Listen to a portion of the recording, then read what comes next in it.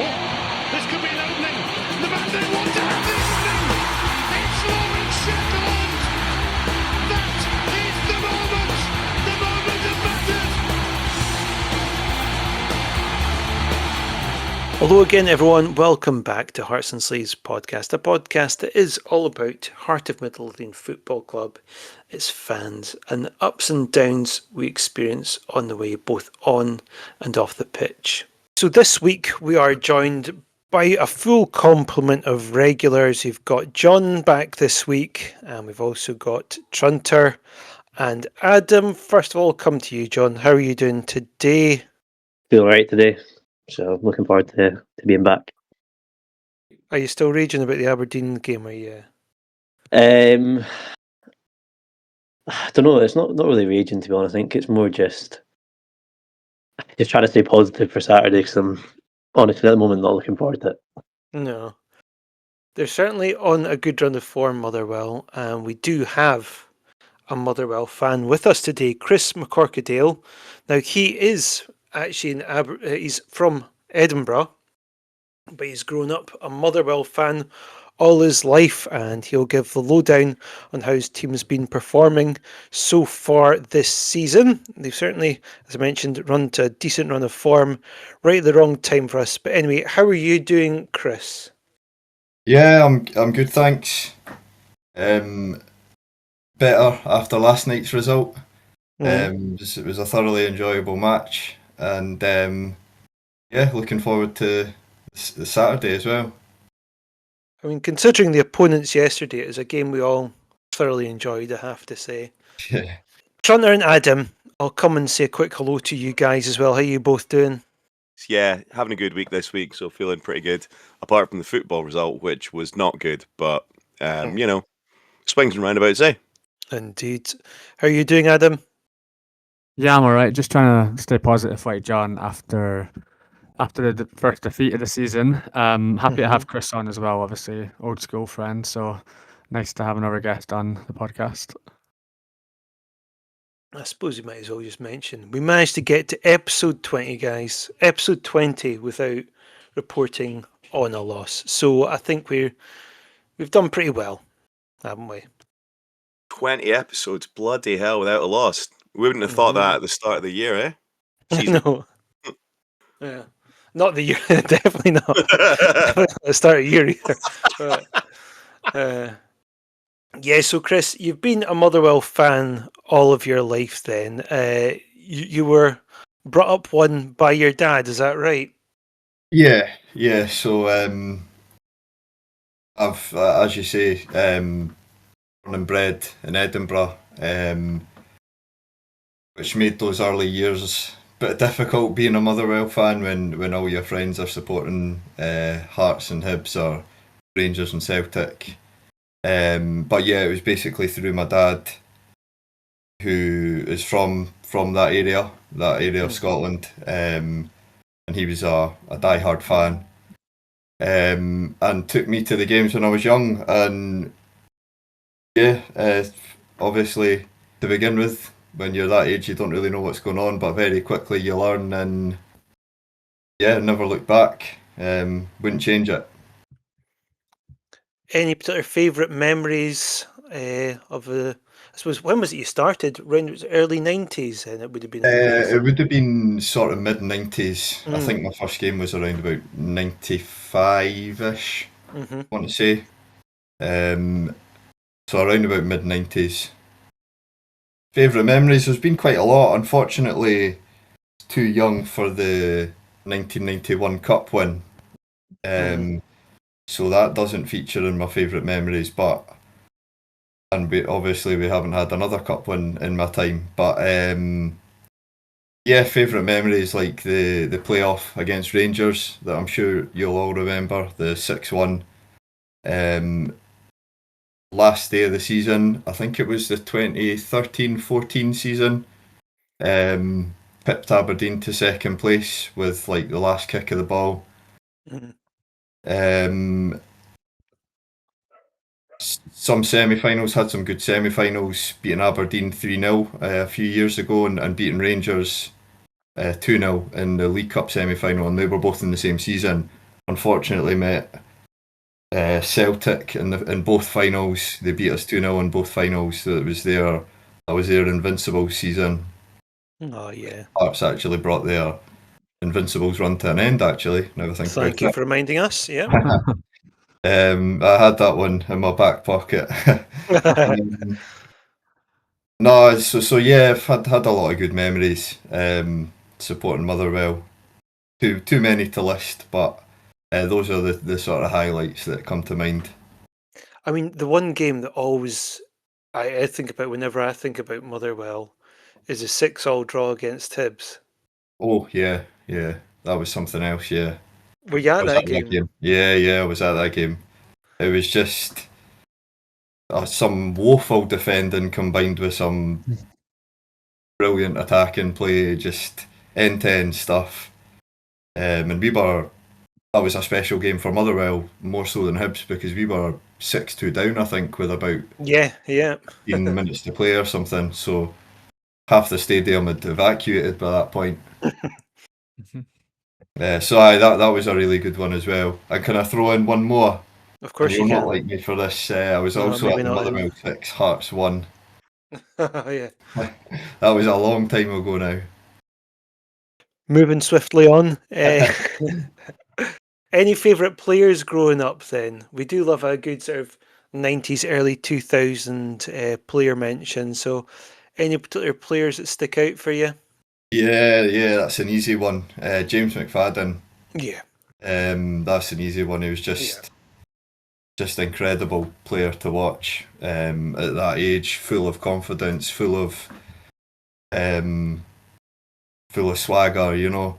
And he came a lot. He sort of broke through at Motherwell at a time you'll probably remember. We were in administration. Mhm. When we went into administration, I think it was around about early 2000s. And James McFadden was one of the players that was kept on as obviously a promising youngster.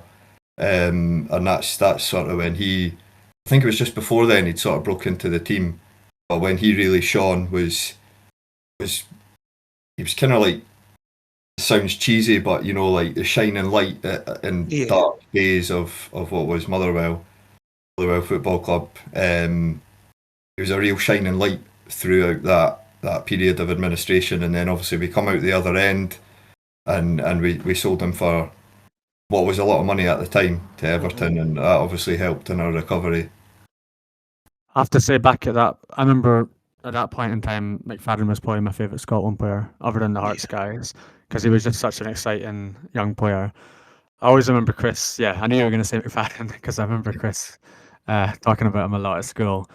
But yeah, when he kind of broke into the scene, I think he was amazing for Scotland and Motherwell. What did you think about his return to Motherwell? How did that go?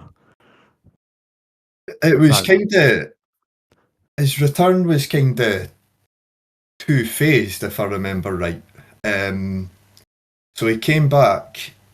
So he'd been away for, I don't know, 10 years or something. And then he came back, and when he came back, he was still a really good player. He'd had his injury troubles down south and stuff like that, but he was still a really good player. And it was and when he first came back, it was really positive. Like, he played really well, scored some good goals. And then I don't know if he went away for a short period and then rejoined again, and that wasn't as successful that second time, but I don't know if he went away or he just extended his contract. I can't remember what way round it was. I just checked. He went to St Johnstone for a Right. season, maybe, and then he came back to Motherwell And then again. he came back. So when he I came don't back, think he played too much when he came back, though. But yeah, yeah. So he didn't play as much, and I think he was, obviously getting to that age where his body's kind of not working as well as it once was. But I mean, so in terms of the first time he came back, he was really good. Second time he came back, it wasn't quite the same. But when I think of McFadden, I always think of the guy with the red Mohican, skinning players and scoring goals. More than I remember the guy that came back. That's the McFadden I think of. Yeah, of course. I was just looking up some old Hearts players that have also played for Motherwell. Of course, there's a current couple there. You've got Sam Nicholson, who's Yeah. currently there. I know that also Andy Halliday. I don't think he's had much of a look in these days, Andy Halliday, has he? He played a bit last season, Uh-huh. but this season I'm not sure he's even. He may have had a few sub appearances, but he's certainly not featured a lot this season. Yeah.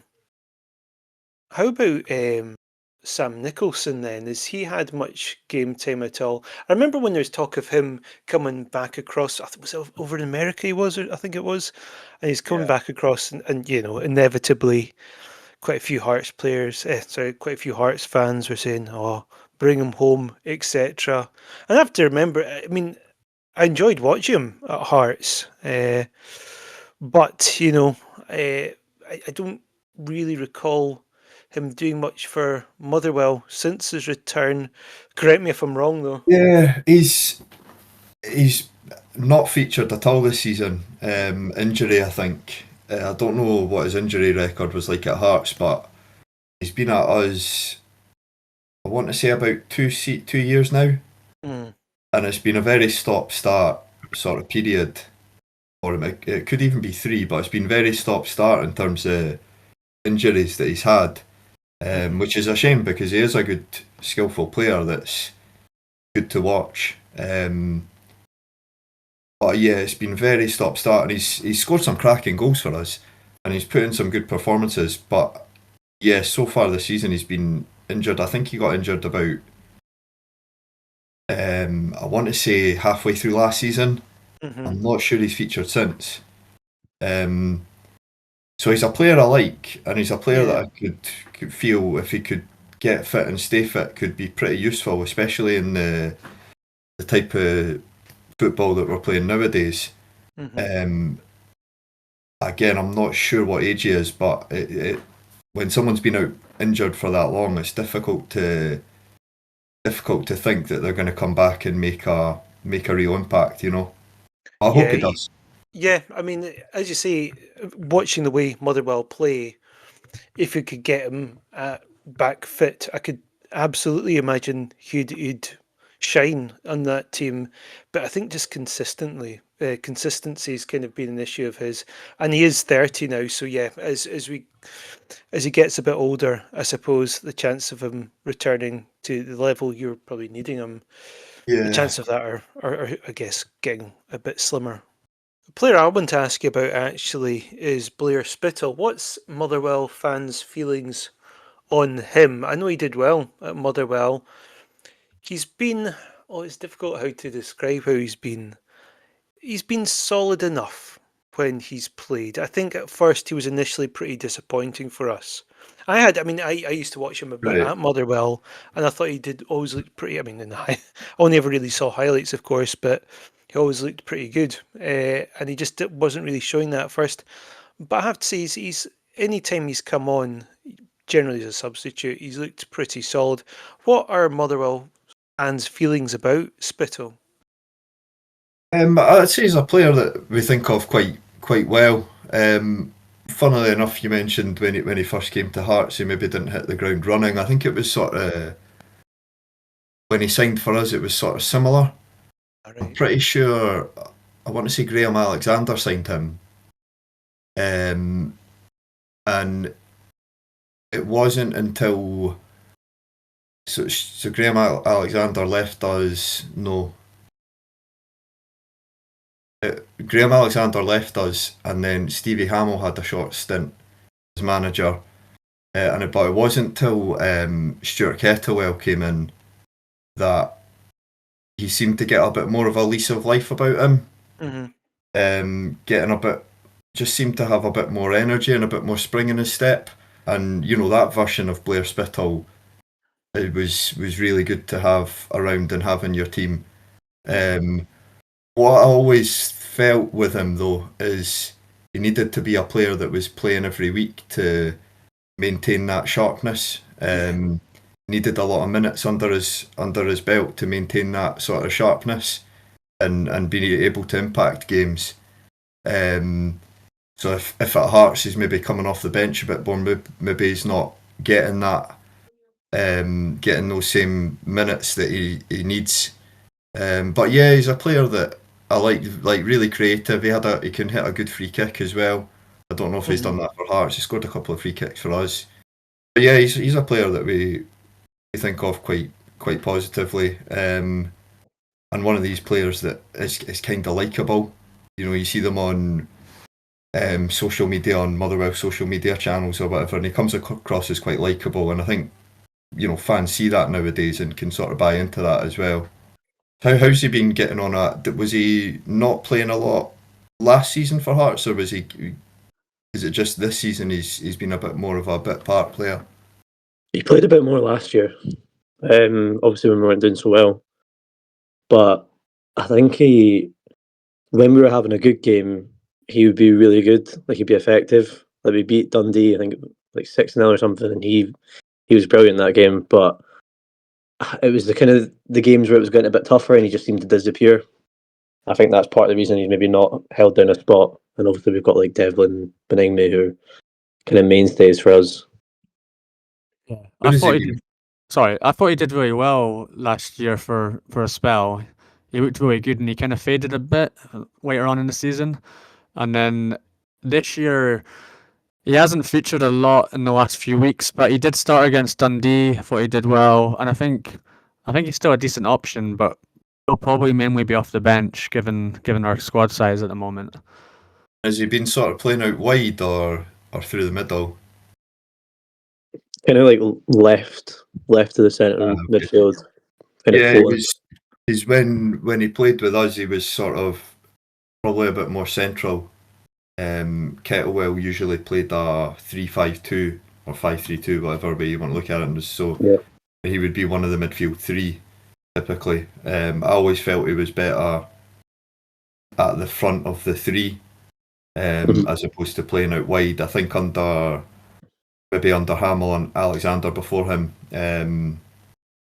he maybe found himself a bit more isolated out wide. But yeah, a good player. He did really well with Penrice as well, didn't he? Kind of linking up last Yeah. season. It was kind of him and Penrice. Yeah, him and Penrice. That was a really great partnership for a while. So I that really think helped them last the year. only problem with that, well, like those two like being good together, was that Spittle didn't really offer anything, you know, in terms of like taking on the defender. It was always playing overlap to Spittle, and I think like looking at this season, obviously we brought in much more attacking players like Kazurides. Like, I think sometimes you have to play a proper winger on the wing and just take the defender on. I think also the problem with him, I hear what you're saying there, Chris, about him being in the centre. With McInnes, we've got, he definitely prefers a 4-4-2, and our two centre midfielders are just completely set in stone in that regard. Well, when they're both fit, you've got Beningame and Devlin in there. So he tends to play out more towards the wings, I guess, when we do have him, or play more. He comes on as a substitute to try and impact things, especially when we change formation. The problem with us doing like a 3-5-2 is we just don't really have wing backs, not effective wing backs. He's kind of one of those players, like quite a number of players of ours, who's got slightly lost with the fact that we've got a different manager in who plays a very different formation to the previous one. So you've kind of got a hangover of a load of players who are perfectly good. Him and Khartoum jump out, but just don't really quite fit the system. But I think Spittle's a clever enough and good enough player that he's managed to make himself adaptable, and that's why he still gets some minutes here and there. I actually would definitely agree with what you said earlier, Chris, about he's better in like sort of the number 10, like the front of the three in midfield. But I think, as you were saying, Jamie, as well, we don't have that. We don't have like the ability to play that position. Obviously, we've got like Shankland and Braga up front, so we're never going to drop one of them back. But I do think that's his best position when he's like on the edge of the box most of the time, because most of his goals come from the edge of the box, even the ones he scored for us. And like, it's a shame, but he's probably never going to get a proper chance there. Yeah, he's one of those players. I'd be surprised if he stayed beyond the season. I think we'll probably keep him on till the end of the season because he still definitely offers something. But he's never really going to. I can't imagine, certainly under McInnes, him being a proper mainstay of a team. Chris, I want to ask you what your feelings are about this season then with Motherwell. At the start of the season, you got in Jens Bertel Askew. There was a few raised eyebrows a bit at the time. What was your feeling? What is the general Motherwell fans' feelings about his appointment then? At the time, I think it was. Yeah, I was. It was an exciting one. Obviously, when Scottish Premier League teams in search of a manager, you hear the usual names on the merry-go-round of Scottish managers, and more often than not, none of them inspire a lot of confidence. And so when we got a name in that was completely left field that nobody had heard of, but checking the Wikipedia page or whatever else, you could see he had a good track record where he's been, albeit you've then got to transfer that into the Scottish football environment. But yeah, it did seem like a really positive, adventurous is probably the best word to use, adventurous appointment. Because obviously we'd had the Kettlewell left us in, I think, January of this year actually, and then Michael Wimmer was appointed, and he was a similar type of left field appointment that was completely out of the box. Nobody really knew much about him, but he came in and got us playing a much nicer brand of football, and he got he got us out of a bit of a mess. It wasn't that bad, but we've been down bigger holes and got out of it. But it didn't. It was looking quite bleak at the end of January this year. The Michael Wimmer appointment really gave a bit of life back into the team, into the fans as well, with the approach he played. So having another manager that by all accounts wanted to play football, wanted to players to go and express himself and this sort of thing was a really exciting appointment. I think where we are now, so sort of almost half a season in, maybe not quite there, but still really positive, and honestly cannot believe how different this Motherwell team is. Obviously, with the exception of Michael Wimmer, who was only with us for I think 4 months or something, 3 or 4 months. Previous managerial regimes that had gone on for a matter of years, it was a much more traditional Scottish football approach, and it kind of gets boring. So having a manager that wants to play out from the back, that wants to take risks, that wants to play a high possession based game is really good to watch, and is like a real breath of fresh air. And it's not just me that thinks that. We've seen an increase in our home attendances this season, and I think that's just purely down to the product on the park, because alright, we weren't losing a lot of games at the start of the season, but we weren't winning a lot either. We were drawing a lot of games. So in terms of the results, up until recently, they've maybe not really been there, but the product on the park has been just a joy to watch at times. The way we attack and the way we, sometimes it looks like a training game. When the other team are trying to get the ball off you and you're just passing it around them, it's brilliant to watch. So I really cannot believe the impact, how quickly the impact he's had in such a short space of time, in a pre-season basically. It's really impressive. So hopefully it continues. Really hope it continues, and we'll see where we go from here. Hopefully I'm not eating my words coming into the season. But yeah, it was an exciting appointment at the time, and even more so now, to be honest with you. I don't think you're the only ones that are noticing it either, to be honest. Like that game against us at Tynecastle, I remember me and Adam were walking out and we were just saying that I don't think we've seen a team sort of play that well at Tynecastle, outside of probably the Old Firm. But that Yeah. first half, these were just, it was enjoyable to watch, which sounds weird because we were 3-0 down at half time, but the football you were playing was enjoyable. Yeah, that's it. And that game, we often talk about that game and amongst us Motherwell fans, because obviously being 3-0 up and not managing to see it out was gutting at the time. But what we're beginning to see now is we're getting into good winning positions, like Kilmarnock at the weekend, Hibs last night. We're getting into these positions and we're seeing them out. So I think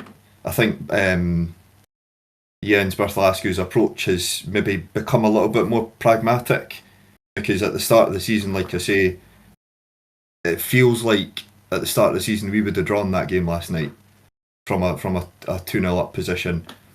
But now we've just got a bit more streetwise, a bit better game management, and yeah, we're seeing the results. So like I say, hopefully I'm still saying that in a couple of months. Hopefully I'm still saying that at the end of the season. It's funny because it's quite a good time to be a Motherwell fan at the moment, which is strange and in real stark contrast to where we were, say, in January, when Kettlewell left us. The way Stuart Kettlewell left us, it really seemed like a bit of a dark time.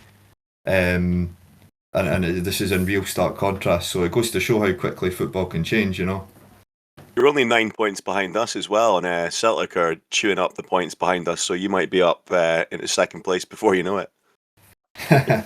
I'm not so sure about that. Maybe getting a wee bit ahead of ourselves, but we've got Saturday to deal with first. So obviously Motherwell won 2-0 yesterday. They changed their formation. I think, correct me if I'm wrong here, but I feel Motherwell have kept quite strictly to a certain formation, but they changed things about a wee bit yesterday against Hibs. Can you talk me through what the difference was with that game? Yeah, so typically under Bartholascu, it's been a 4-3-3, with your number 9 and 2 wingers type attacking line, and then midfield 3 would be 2 sitting and one sort of a bit more attacking, flat back 4. Last night he mixed it up to a sort of 3-5-2 with wing backs. There was no out and out striker on the park.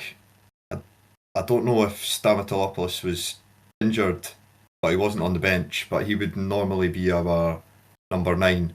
But nevertheless, Callum Hendry was fit and he came on in the second half.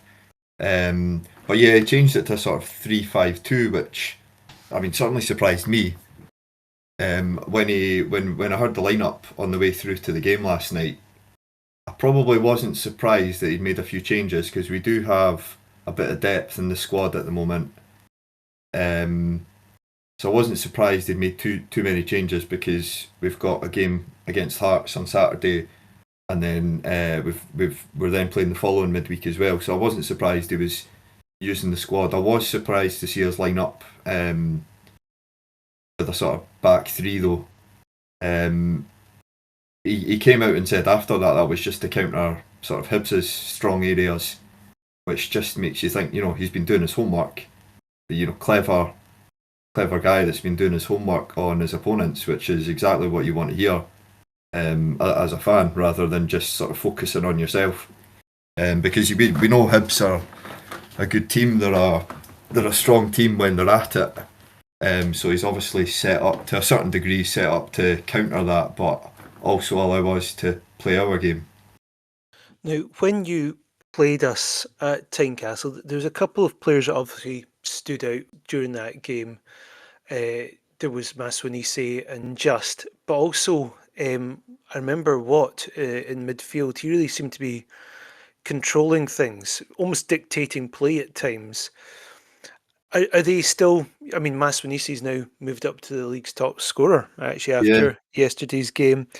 Are they still sort of the 3 players to look out for? I noticed also after that 3-3 draw you signed Charles Cook. Now, Yeah. has he been featuring much, and is there any other players you should be keeping an eye out for?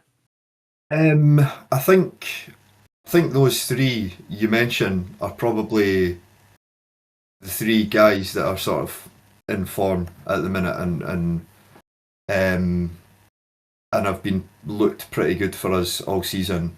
Elliot Watt is like his passing ability, his range of passing is just insane, and he can really pull the strings when he can really dictate the pace of the game. He can really dictate our play. So he's kind of sitting in midfield, pulling the strings. Elijah Just, again, just a really talented player with the ball at his feet. Great dribbling. Has a bit of everything about him. And Maswanise is just that sort of unpredictable chaos factor. Like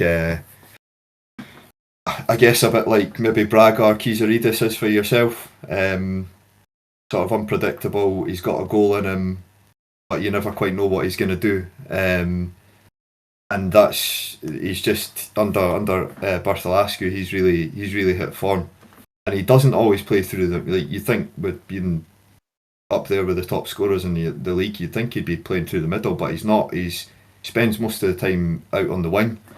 He just tucks in and finds these opportunities to get goals, and he takes them. So yeah, I think those three are probably the three that you'll notice in our team. But you mentioned Charles Cook. He's looked really good. There has been quite a lot of rotation with our sort of forward line. So Just has been away with New Zealand on international duty. We've got Saeed as well, who's like really entertaining footballer. Just loves a step over, loves a trick. Sometimes he was unlucky because he scored what I thought was a really good goal against Falkirk, which was chopped off by VAR. So he was unlucky there, but sometimes you just want him to make a better decision when he's in those positions to do some damage. But he's still young, so still got that ability to develop in that area. But he's a really good player to watch. The other one I think is a bit of an unsung hero this season, and that's Fadinger, who's actually, I don't think he was Ascu's signing. He was signed by Michael Wimmer, I believe, because he was on a pre-contract. But he's come in and he's just does the dirty work in midfield. But really good with the ball at his feet. Has a bit of everything about him. But he's one of these guys that, sitting at the back of the midfield three with Elliot Watt. Good passer, a bit of everything about him, and he wins the ball back as well. Really good at winning the ball back. So he's another one that I think is maybe a bit more of an unsung hero this season, but has been really pivotal in how well we've started. There's one that you've not mentioned, but when I've seen him, I've not seen him that much, obviously, but who it's quite impressed me is Longjo. He plays at wing back. I thought he looks really solid. He looks comfortable on the ball as well. Yeah, he's Solongolo. He's been playing left back and really good at going forward. Pretty solid enough defensively. He has seemed to have struggled for form of late the last few games, and I don't know if that's just due to Bartholascu sort of rotating it a little bit and it's maybe knocked him a little bit, but it was on Livingston's pitch. Don't want to blame plastic pitches or anything like that, but that was a game I noticed he didn't quite seem himself. So I don't know if that was the pitch or maybe he was carrying something. But yeah, he's another player that's been really pivotal as to how we've played this season, because he playing fullback, but he overlaps constantly and gets balls into the box from wide areas. as long as someone can get on the end of it, then he's really productive and down that left hand side. There's another one I was going to ask you about. I know he's quite recent, but I watch a bit of the A-League when I'm working. I just put it on the background. But the Oliver Priestman, I think his name is. He's got a couple of games. Oscar, Who's he look? Oliver or Oscar, maybe, yeah. Oscar, yeah.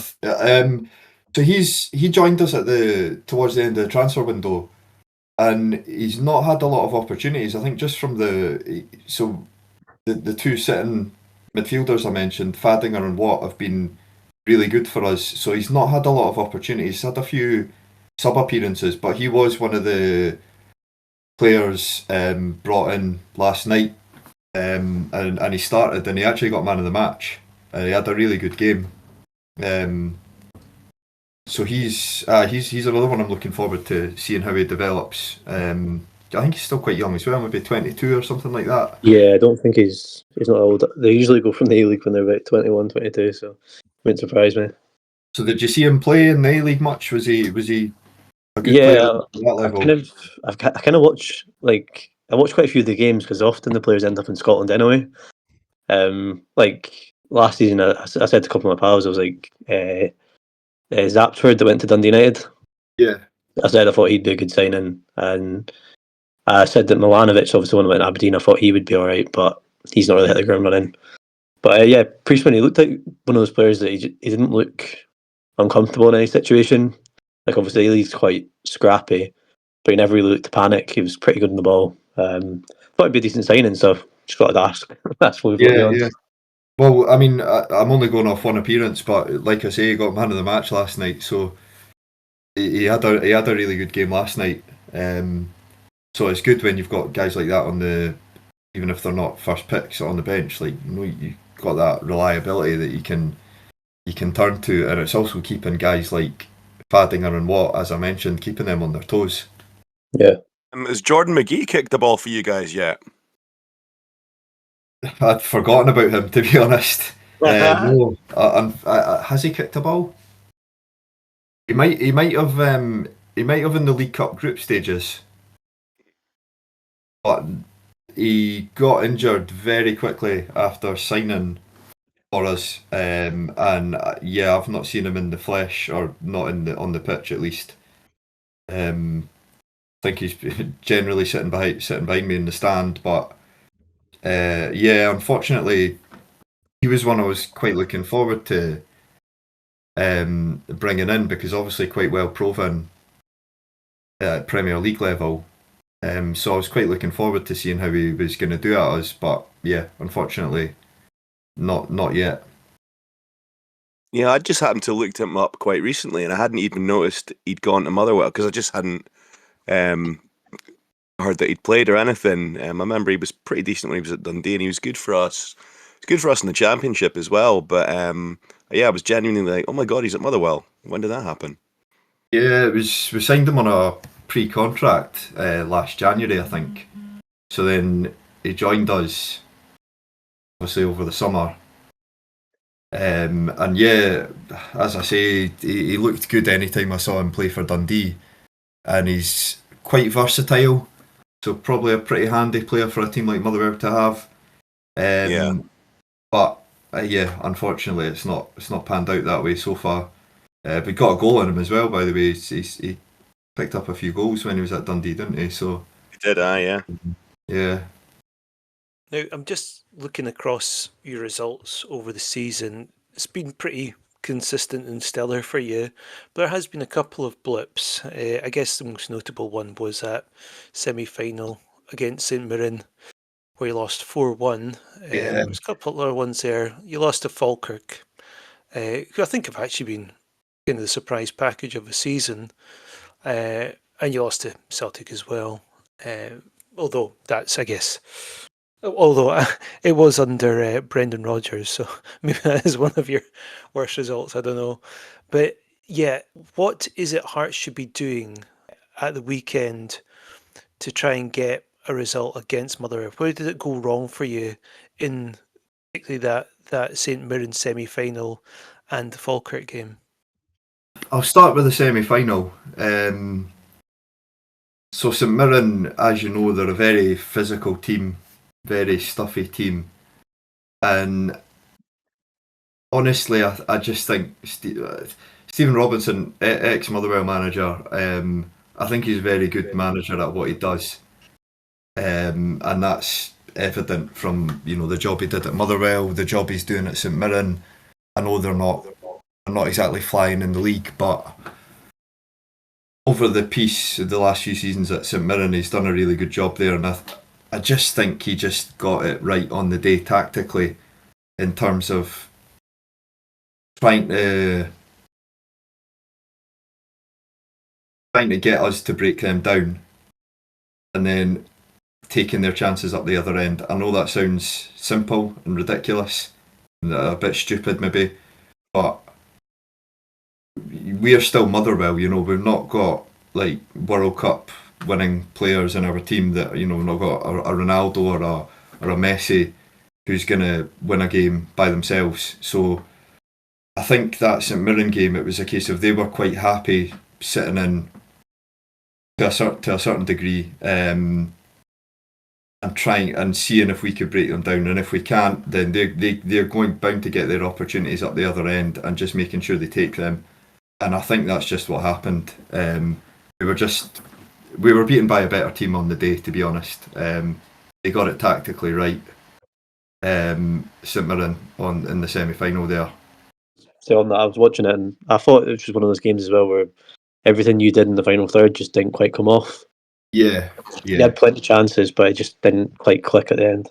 Yeah, and I think probably largely down to how St Mirren kind of set up, And yeah, so it's kind of like against Motherwell, you will get opportunities. It's just a case of taking them, and being organised and strong and really difficult to break down at the back. Which is, with regards to taking chances, which is why I'm relieved. I believe Shanklin's not available for Saturday, or has that changed? I think we're expecting him to be back. Is that right? Okay. Yeah, he was expect. it was like a calf knock or something, but I think the latest is we think he will be playing. Oh, okay, right. Could be a last minute I'm decision. suddenly a little less confident for Saturday then, because he's the type of guy that doesn't need much more than half a chance to stick one away. I think so our problem really in our loss against Aberdeen is that we just didn't really. We created quite a lot of decent chances, but we just weren't really able to finish them off. So I'm really hoping, from our side of things, Shankland will be back, because if he was playing that game, I have to say I kind of think we probably would have at least got a draw or a point out of it. Perhaps even gone on to win it. I don't know, but yeah, we sorely missed him at the weekend, to be honest. Now, who's your thoughts? What's your thoughts for the weekend? What are the confidence levels like? Depends what team turns up, I think. Yeah, so it's an interesting one because that's only one win in 4 for us now. 2 draws, a loss, and a win. It's I knowing that Shankland will be back and seeing the amount of chances we created, I don't feel too. After the Aberdeen game, you have that usual oh shit, or season's come apart. You have that initial reaction, but then watching it back and seeing everything, I felt a bit more confident about this weekend. Hearing what you're saying as well, Chris, about you've got a manager who can really analyse and adjust his team accordingly, that does make me a bit more nervous. What is your thought? I mean, he sounds like a difficult guy to second guess, but has there been any word or expectations as to what you're expecting the Motherwell team to look like, and then maybe we can give you a better idea of what we think our results will be? I mean, yeah, like you say, had you asked me that a couple of days ago, I might have been giving you a straighter answer. But after the changes he made last night, I'm not so sure myself. I would expect he would probably revert back to his preferred 4-3-3. And because he'd given a few guys a rest last night, it would probably be a bit more like the starting 11 that was played against Killie, except with the exception of Elijah Just, I would expect would come in. But yeah, honestly, I don't know, because in terms of his homework that he's been doing in the background, obviously he changed our setup for the Hibs game. I don't know if he'd have a similar approach for Hearts, or whether he'd revert back to his 4-3-3. I suspect maybe the latter, but I'm not sure. But I think in terms of the personnel, it'll be probably more similar to what we played against Kilmarnock, with the Elliott, Watt and Fadinger in the middle, and probably Elijah Just at the front of the three. And Maswinisi at the moment you simply can't drop, because he's just on fire. And I would expect probably either Hendry or Stamatolopoulos up top. So yeah, there's a good few attacking players I've just named there, so hopefully they can do the damage for us on Saturday. Kind of going back to what you said there, Chris, about asking what the feeling is ahead of this match. It's difficult to gauge. This is without getting too full of ourselves. This is it's uncharted territory for us. So I think there's a general sense of, there was, I guess, initial disappointment that we lost the game against Aberdeen, but there's also a sense of, we kind of want to see what this team's mettle is like, how they're able, if they're able, to bounce back from a defeat. So I wouldn't say we're going in feeling low in confidence ahead of the match, but there is an element of trepidation, and it does seem to be kind of like with Aberdeen, we were up against a team that has found their form. Trunter, what's your thoughts on this? Yeah, I think we are actually pretty good against Aberdeen. We were basically one Magnuson learning to head the ball away from at least getting a draw with a couple of key players out. So I'm going to go back to feeling optimistic. I'd totally forgotten that Halks was going to be back too. So obviously I knew Shanks was going to be back, but I think I'd love to think this has just been a wee blip in the season, and we'll get something out of this game. But I mean, I think it's going to be tight against Motherwell. They're a good team. That's what we've been saying for the last good wee while. I reckon this has got a draw written all over it, to be honest with you. But I'd like to think that we can get the win.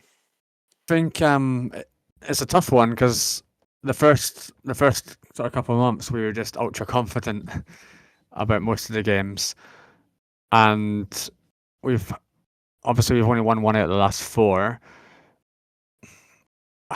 I still think with Halkett and Shanklin back, I still think we can go in with some confidence. I could see us sneaking a win, like a high scoring game maybe. Obviously the way Motherwell play, it could be like a kind of 3-2 kind of match. I think it's a really important game for us, because if you look at our next few fixtures, so in our next 6 fixtures, 5 of them are against basically like the top 6. So we're playing second to 6th. We're playing all of them in the next 6 games. Home to Killie seems like the only one that should be an easier game. So I feel like there's a little bit more pressure on this game, because we've got the Old Firm, Hibs, etc. in the next few weeks. So I could see us sneaking a win in this one. I think it's a really important one for us to win and bounce back ahead of a difficult run. But I think it'll be a high scoring game and pretty entertaining if the last one is anything to go by. That's what I think as well. I think it's going to be a fun game.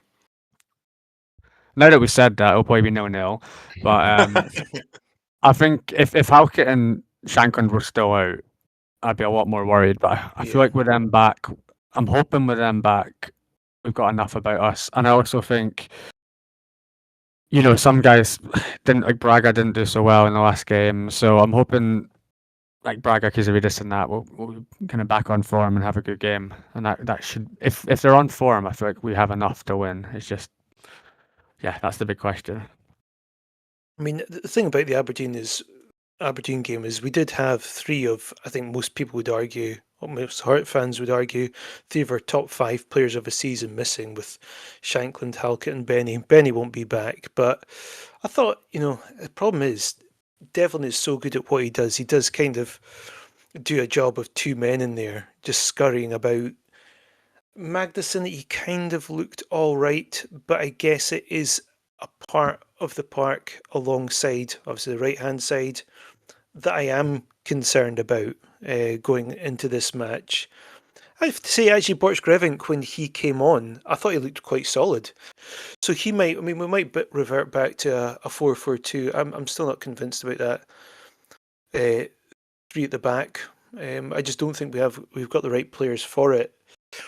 Where do your attacks typically come from then, in games, Chris, with the Motherwell team?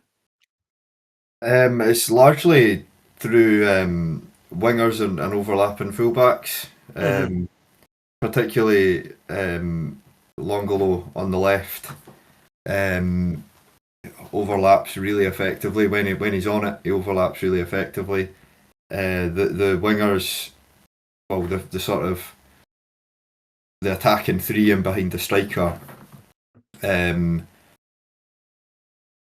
We tend to try to, forge space for the wingers to cut in or cross the ball in.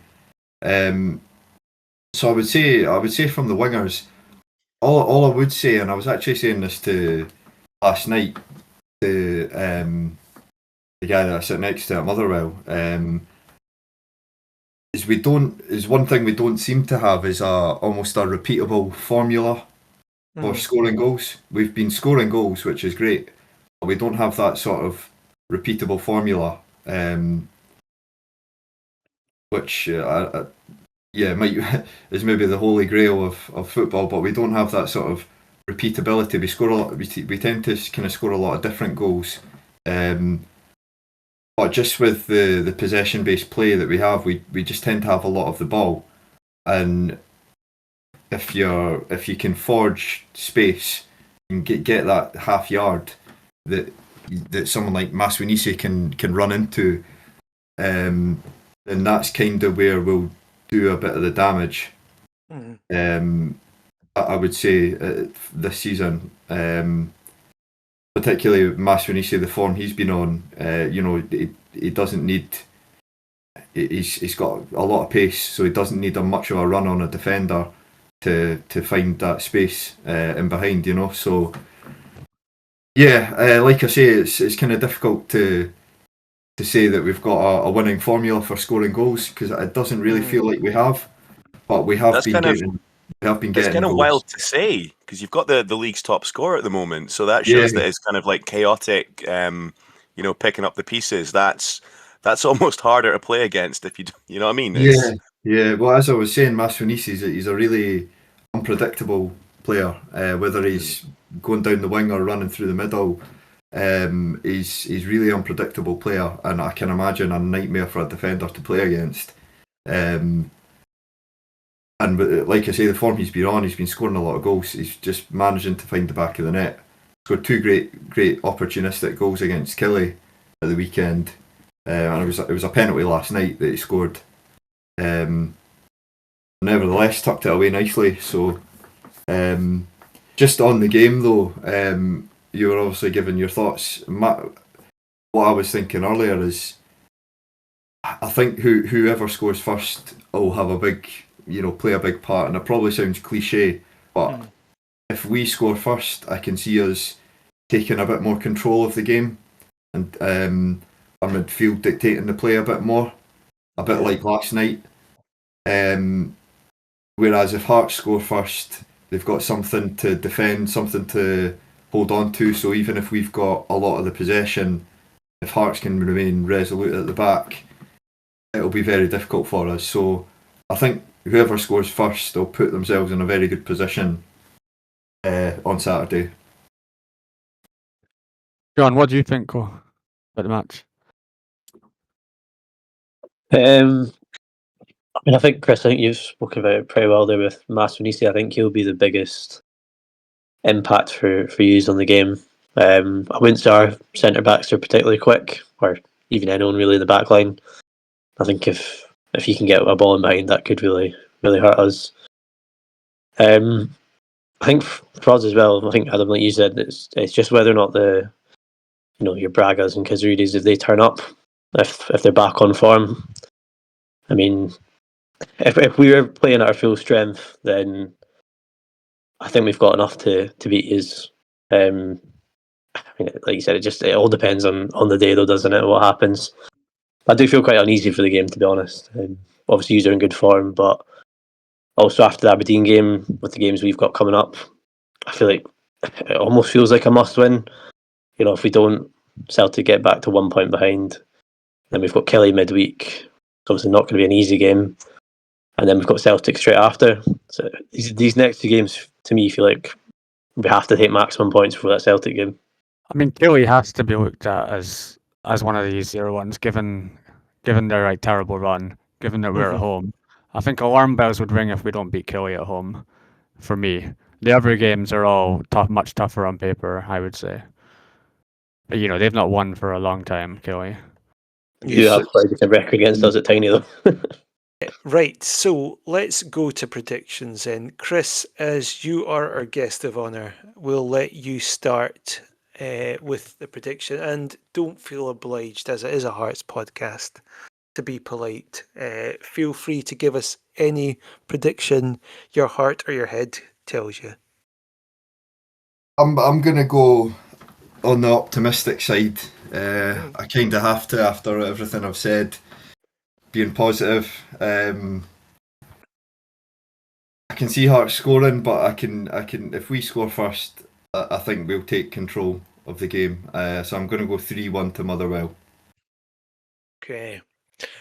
Right, Trunter, what are you thinking then? Oof. My heart says a win, but my head says a draw, and I know that you boys you'll all want to be on record as having gone for a Hearts win, so I'm going to go for a Hearts draw. Mm-hmm. I think we're going to score first. I think Shanks is going to score first because he'll be pumped full of confidence from the Scotland game, and he'll be no longer injured. And then I think our chaos baller Maswanise is going to score when we think it's just about all done and dusted, and it'll finish 1-1. All right. What about yourself, John? It feels tougher to predict now after the last few results. Gonna say 3-1. Scores. I think Braga will get a goal. I think he'll be back on form, and I don't know. Just chuck in McEntee. You usually do it, so might as well. Why not? Has to happen at some point. So, right, Adam, you mentioned 3-2 earlier. Are you going to stick with that? Yeah, I'm going to go for 3-2. Going to go for Halkett, Braga and Shanklin to score. I think it'll be an entertaining game regardless. Although, again, now that I've said that, it'll probably be 1-0 or 0-0. But I feel like there's a few goals in it. Because Motherwell obviously play like a good style of football. And I think that will suit us in a way. So I think there'll be a few goals. I will go with 2-1 to Hearts. I think I'm with you on this one, John. I think Braga's going to get back on the score sheet. I'll go Kizaridis, scoring the second, set up by Shankland.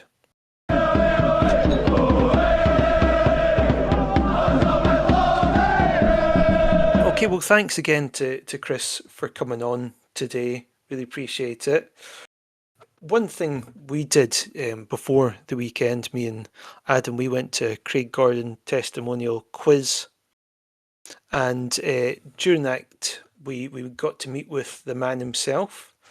I've never met Craig Gordon before, but I have to say he's just a really warm, welcoming, kind guy. And obviously, I gave him. This is a day straight after Scotland qualified for the World Cup, so I give him a congratulations. He seemed genuinely, really sort of thankful for my congratulations, and I told him that I was, getting a few tears are coming to my eyes watching his after game comments, and he said he was trying to hold it back himself. Not your first time meeting him, Adam, but yeah, did you have a good time at that quiz?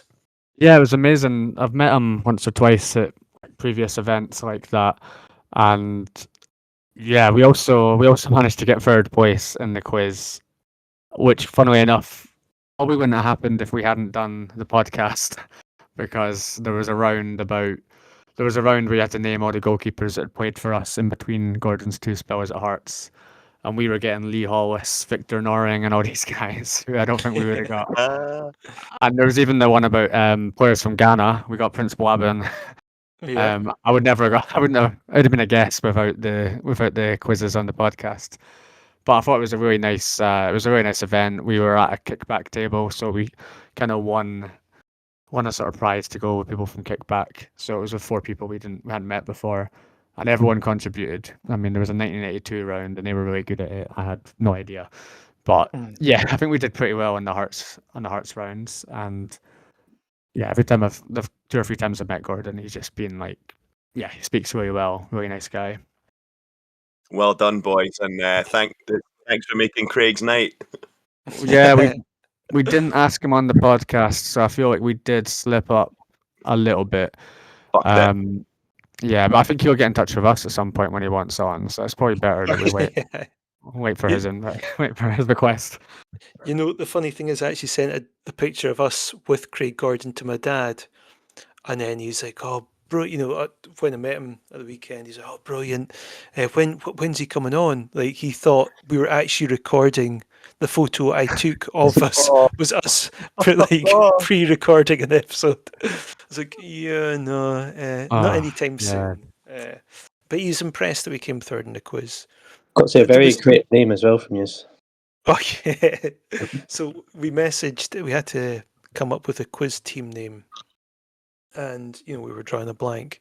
So we sent a quick message into the Hearts on Sleeves group chat, and John came up with the fantastic, I'll let you say it yourself, Alexandros Quizzarides. Hey, incredible. Yeah, the 2 guys at our table were not impressed, to say the least. The other 2 were the 2 women there, like they were impressed, but the 2 guys, I mean, there wasn't even like any kind of praise. It was like complete silence. We also didn't. There was a prize if you had the top 4 best quiz names or something, which we didn't get into. But yeah, it was a good name nonetheless. Yeah, and the other thing I want to mention about the night as well was something that Craig Gordon said. I found, obviously I had a bit of an interview with him, and Scott Wilson's asking him sort of, how he's getting on not being first choice keeper and all that. And he said the usual sort of things, I'm keeping myself fit in case I'm ever needed and so forth. Or, I'm obviously going to always try and push for that number 1 spot. The other thing he mentioned I hadn't really ever thought about was just like, I'm making the team better.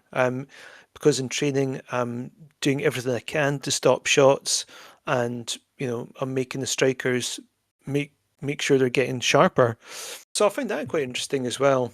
Feels like a real passion for the club, you know what I mean, rather than just his own kind of ego. That's what you love to hear in a squad. Totally. Yeah, so it's a really good night, and I just thought I'd mention that. Really enjoyable. Right, before we move on to quiz, maybe have a quick reflection over that Aberdeen defeat. John, I'm going to come to you for the loan watch. I don't know if there's been a couple of games for some of the other teams in between, but I've just gone off the last match, just to kind of keep it easier. Danda, last game he played, obviously there has been a game since then for the team he played, but Dundee lost obviously to Hibs last week, or previously. He did play the full 90 minutes though, so that's the first time I think he's actually completed a full game for Dundee. Maybe a better sign that he might get a bit of time, but not sure it's enough to save his Hearts career. Macaulay Tate, he played against Rangers, played 61 minutes. It was a 2-1 win for Rangers, but at least he's getting some minutes again after that interesting penalty he gave away. Yeah. Bless him. Bobby McLucky played for Hamilton. They beat Kelty Hearts 3-1. Only played about 24 minutes, so not too much of an impact, but he is getting sort of minutes occasionally for them, so I guess that's better than not playing at all. Montrose were playing East Fife. They beat them 2-1. Interestingly, Stevenson wasn't in the squad. I haven't seen anything to say he was injured or anything, so it seems as though he may have just been left out. But Sandilands obviously played full 90 and got his first goal. Or at least I think it's first goal for a while, anyway. Mhm. But it's good to see a Hearts player getting some goals on them. Next one's interesting. There's a few Hearts players playing against each other. So Spartans got beaten by Stranraer 4-0. Bit of a thumping. Kenzie never played the full 90 again. I think he's been in there ever since the other centre back got injured. So good for him to get more minutes. He was playing against Plank and Gillies, and they both played over 75 minutes each. So again, they seem to be quite regulars at the moment for Stranraer. So good sign for them. Now to the not so great side of things. Forrester again didn't play. That's the fourth game in a row. He's not even getting off the bench, so I have no idea if something's happened, if they've changed formation or something. He maybe just doesn't fit. But yeah, he's obviously meant to be playing for St Johnstone, who actually lost to Partick Thistle, so the championship's looking quite close this season. I thought St Johnstone were going to walk it, but it's looking a lot closer than first thought. This one's interesting. Vargas. So, must be a few weeks ago, he didn't get in the squad for, I'm not even going to try and pronounce the name, the Costa Rican team. He then went on international duty, played both games for them, came back, and then wasn't in the squad again for the Costa Rican club. So I don't know what's going on there. If That's mental. if he's done something, or it's weird. Like he just completely isn't fancied, or maybe there's something with Hearts where maybe we've already gone off of him or something like that, or maybe he's going to be sold and they're like, just like, don't risk it. But then I don't know why he obviously play for him. Nah, I don't know. It's strange, but yeah, no idea what's going on there. And then finally, Lee McFarlane got full 90 again, 1-1 draw with Inverness. So good for him. Well, thank you for that. Let's have a quick look at the Aberdeen game before we go on to quizzes. Now, we've covered a bit of it. 10 years it'll be since we last won there, and it's pretty close to that for the last time Aberdeen won at Tynecastle. It's just, if you had to put your mortgage on a game that would eventually lose our winning streak to, or undefeated streak to, it would be Aberdeen, wouldn't it, away? Things change, the more they remain the same. Indeed. Absolutely. What are your thoughts then? In the cold light of day, it was disappointing to lose the game, obviously. I don't know, right? I kind of feel like there's this bizarre, strange feeling of weight off shoulders, right? We've lost the game. It's done now. There's not this kind of big... I feel like the media are going to get off our backs a wee bit, I think is my main sort of hope with this. What's everyone else's feelings? I'm putting glitter on the turd here, am I now? But what are people's thoughts after the game then? Probably mixed feelings. Like I do agree with what you're saying about there, where it's nice that it is out of the way, that loss. But I think it would be different if the next game was a home game, because you kind of go, okay, we've lost that game, but we're at Tynecastle next. Chance to go and prove it at home. Get a result. I think the fact that it's a tougher game coming up with Motherwell, like it's maybe a bit more like thinking, it's more pressure. They're on good form. We're missing a few players. Obviously got a couple back. Obviously we could potentially have Finlay out as well. Obviously he went off injured. I don't know, it's an interesting one.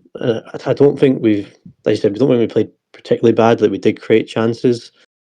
I feel there's been a little bit of a pattern over the last few weeks where it's almost like it's just not quite clicking as it was before. Mm-hmm. So yeah, maybe just probably apprehensive would be the word I'd use. Obviously, a wee bit of reality check. And I think that that's the kind of game that eventual champions wouldn't have lost that, but we are still a bit lucky in that neither of the other teams that you'd expect to probably be eventual champions by grinding out results, they've not really done that this season either. Although, you know, Celtic and Rangers do both look like they're getting better, but I still think it's going to be tight. I still think we're pretty good, and it's just been really nice to see how many supporters of other teams have had those fucking AI images of a bubble being burst with the Heart of Midlothian crest in the middle of it, just waiting on their computers so they could post it all over fucking Facebook and Twitter. They're hilarious every time you see them. I mean, I feel like it's important not to overreact to the defeat as well. Mm. Just like, you know, when we were winning, you know, we couldn't get too carried away, say we're going to win the league. It was one defeat. It's taken us 13 games to lose one. It's going to happen along the way. And for whatever reason, we've got a terrible record for years in Aberdeen. We were without, you know, 3 of our absolute best players in the starting lineup. So I wouldn't say one defeat is going to take us spiraling down. I think the Motherwell game's a really important one. If we win that, I think you get the feel-good feeling back instantly. So we've got a real opportunity. You know, we've got a good squad. I'm really hoping that we can go out and perform. I guess one of my concerns about the Aberdeen game was maybe the subs, the timing of the subs, and the players that were chosen to come on. Mm-hmm. That's maybe my biggest. Yeah, that's probably my biggest concern from the match. I felt a little bit uneasy about how long it took to make subs, and you know, obviously bringing on Forrest and Wilson seemed like a slightly strange choice. So that was one of my bigger concerns moving forward in terms of like what McInnes is going to do in terms of his decisions. I did see an interesting rumour on that, and again, it's probably just a rumour, but interesting to talk about. A few people were saying that maybe there's been like a bid for Kabangu. Obviously, he's not really played that much for us. Wilson getting ahead of him is a bit of a weird one. But again, it's probably just a rumour. It was a peculiar one because you would think Kabangu would be the obvious choice. Yeah. Because he's looked pretty sharp when he's come on. I feel he's not easily been scoring much, if at all. But he's every time he's come on, he's looked pretty good. I mean, so I was. I've got to say, I mean, if you look at the minutes that he's had in recent matches, it's just 3 minutes, 4 minutes, 1 minute, 3 minutes, 7 minutes, 12 minutes, 14 minutes, 3 minutes. It's like, wow. You know, I agree. He's looked good when he's come on, but it's pretty shocking how few minutes he's actually played over the last few games. So he's not getting. I felt he'd played a lot more, or he'd played a lot more minutes. He's really not featuring much. He's lucky to get 5 minutes at the moment. So maybe it wasn't a huge shock that he didn't come on, but I did think I did think you might bring him on and give him 25 minutes or something. I suppose maybe McInnes is thinking if we're going to be putting more balls in the box, maybe there's more chance that maybe Wilson gets an end of it, or you know, gets in the right position than Kabangu. Obviously, he kind of tends to run in behind more. I mean, I'm also really not sure what's going on with Kajata. Yeah, that was weird. Still an unused sub. I mean, since he set up the goal against Hibs, he's had two short sub appearances. I don't know what's going on with him. You would have thought by now, you know, there's guys that we've eased into the team before, like Magnuson, kind of, but I would have thought by now Kajata would have played a bit more. So it's a bit unusual.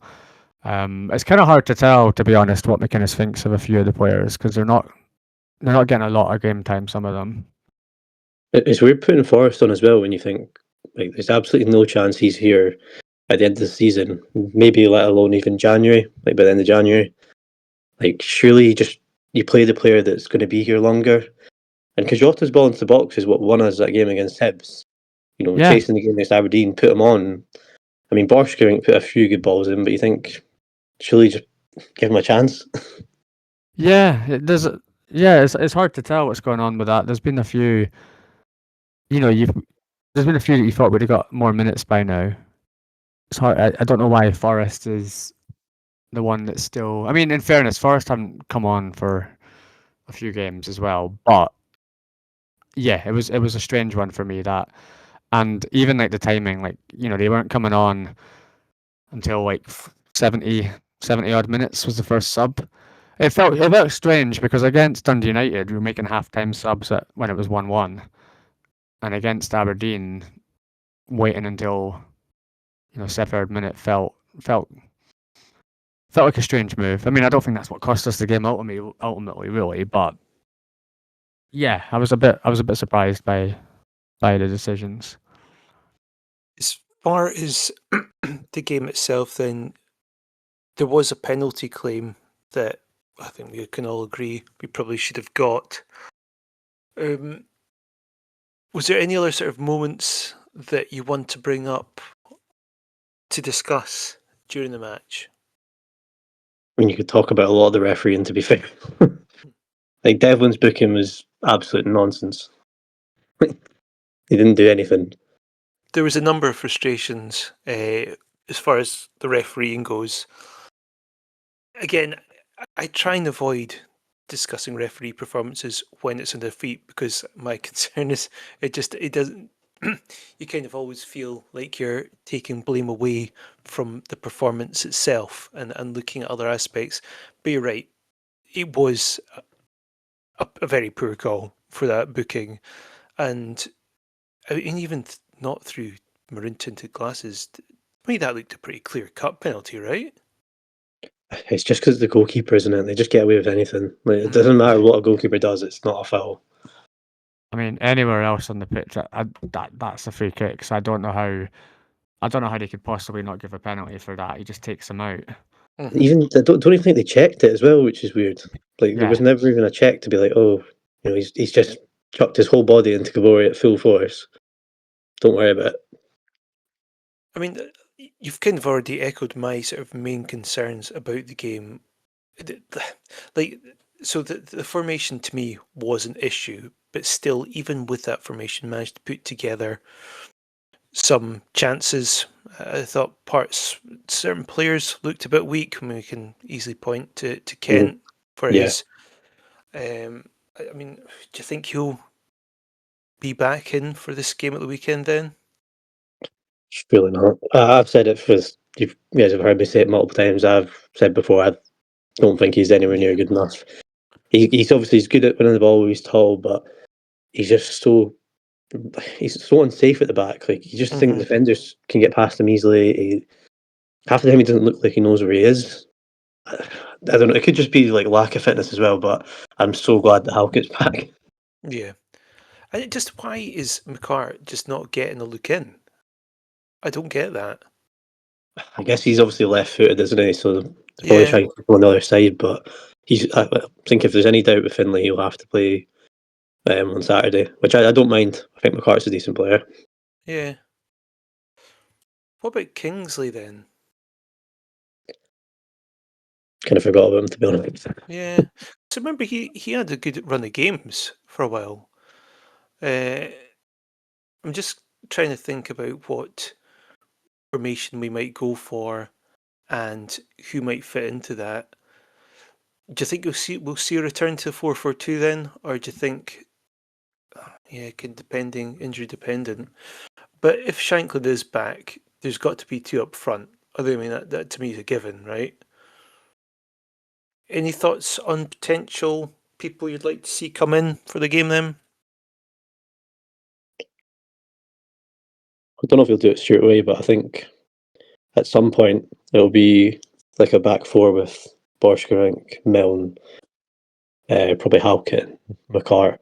Yeah, I think I'd like to see McEntee in midfield. Yeah. I know we said Magnuson was all right. I don't think he really did too much wrong, but didn't do that much overall.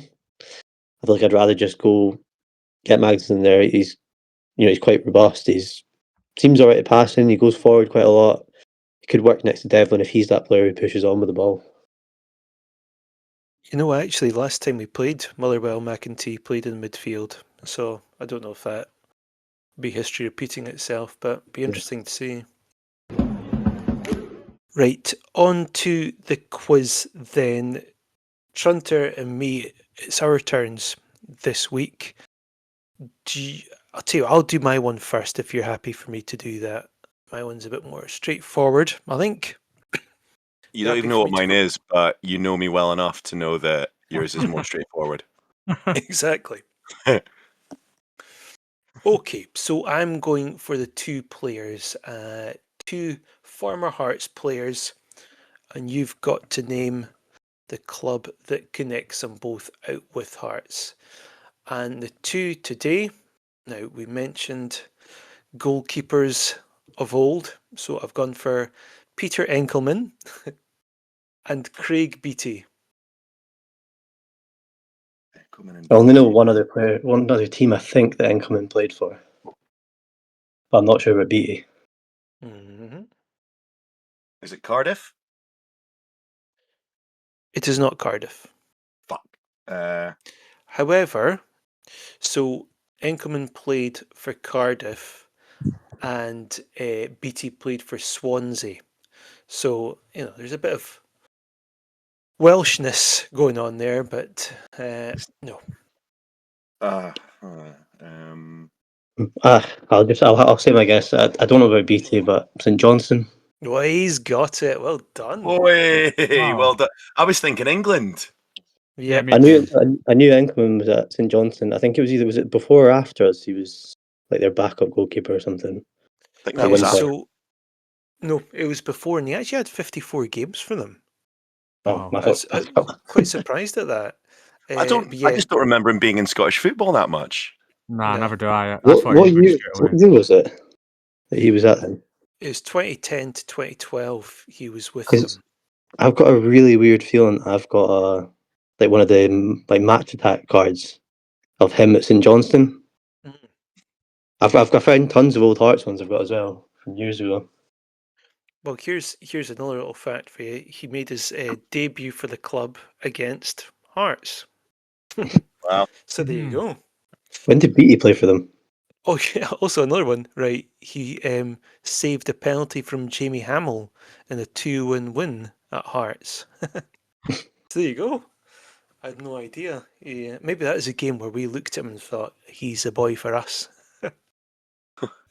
But yeah, sorry, going back to Craig Beattie. So he joined St Johnstone directly after Hearts. Just had 2 games for them, though.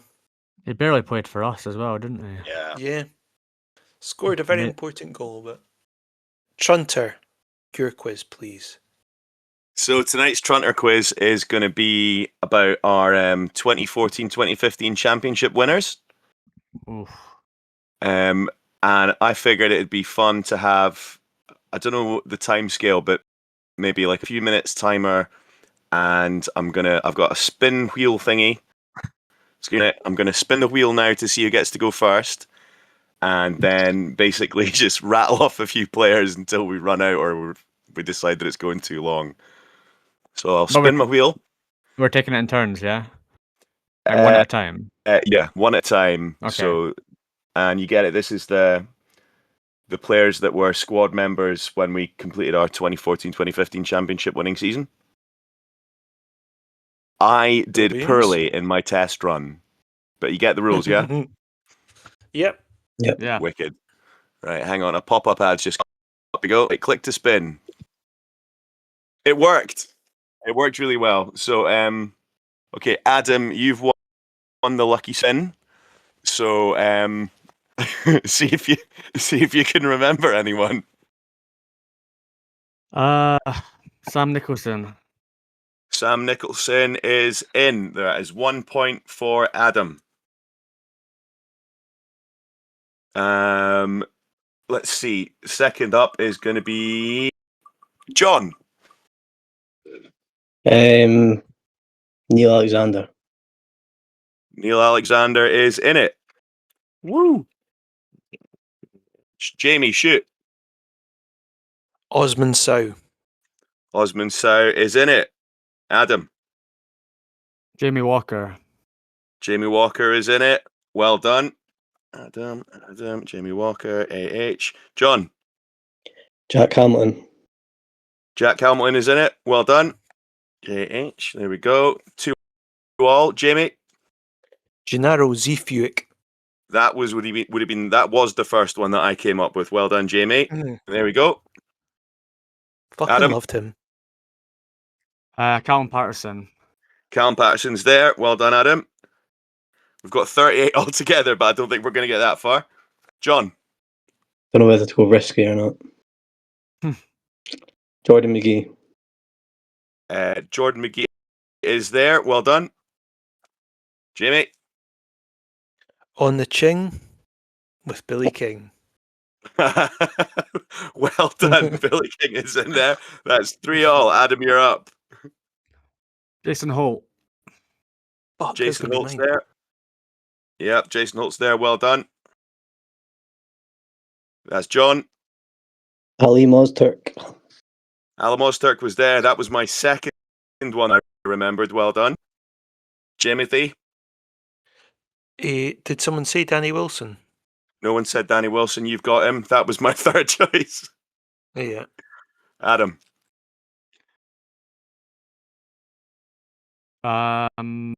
Gomez. Gomez, Morgaro Gomez. Yeah. Well done. Adam's still in. John. Brad Mackay. Brad Mackay's there. Well done. Jamie.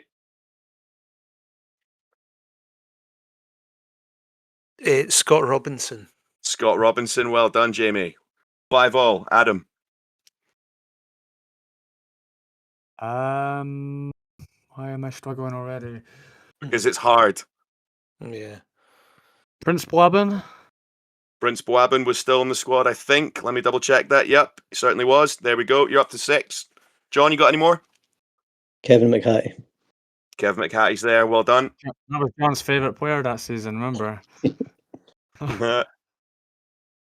Wait, fuck, is he? Yeah, there he is. Right, Hey, what? It was, yeah. Oh, yeah, no, I was. I just couldn't find him on the thingy. There we go. Jamie, you've had a few extra seconds.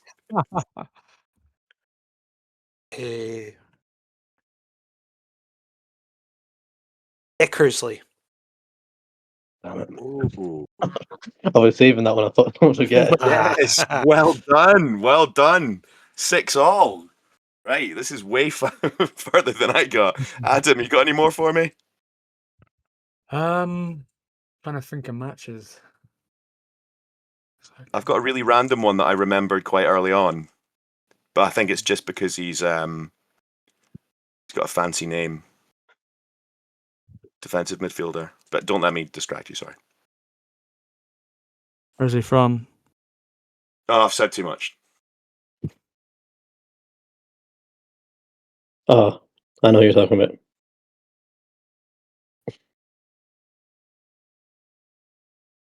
Gallardo. Whoa, hey, there it is. Sorry, John, he's taken that off your heels. No, I would that's have got fine. it if you hadn't said a fancy name or whatever. I actually totally forgot. He was great first season, remember? And then he kind of wasn't so good Yeah. after that. Found his level, and I don't think he played really after that much. So, Nah. John, have you got any more? Yeah, Kenny Anderson. Kenny Anderson's in there. Rubbish.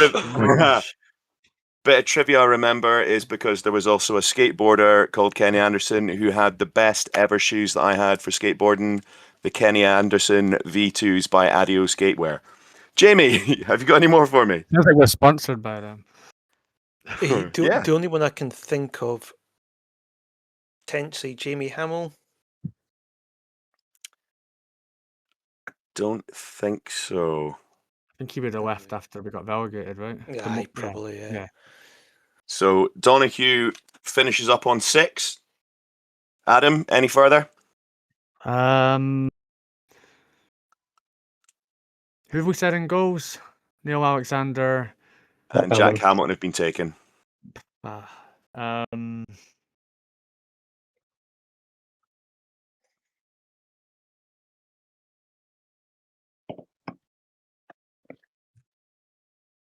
I should know more than this. We've done well though. Done very well.